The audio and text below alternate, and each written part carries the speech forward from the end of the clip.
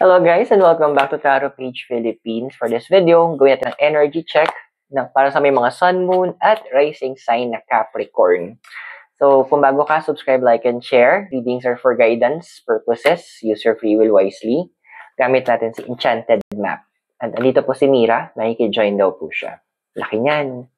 So, okay, Capricorn, ano ba?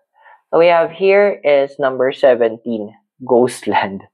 Dude, labasan ng shell. It's time for you na andoon na explore. It's time for you to expand your horizon. It's time. Ayan, pumesto siya dyan. It's time naman na maging ikaw na, yung kumaga, it's time to explore new places. Huwag kang mag-stay kung nasaan ka ngayon. Kasi this is a moment of you, for your expansion.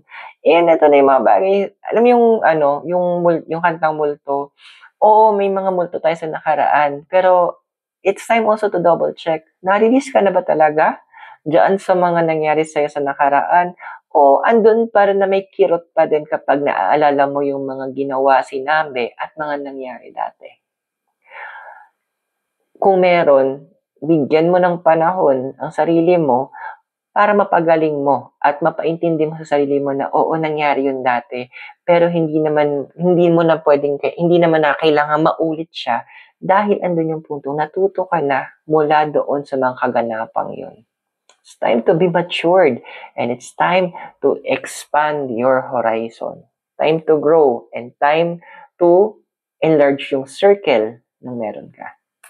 So I hope nakatulong yung reading. Those are for guidance purposes. Use your free will wisely. At kung bago po kayo, subscribe, like, and share. Wala po dito sa Baguio City habang nakaharang si Mira. Have a great day. Bye!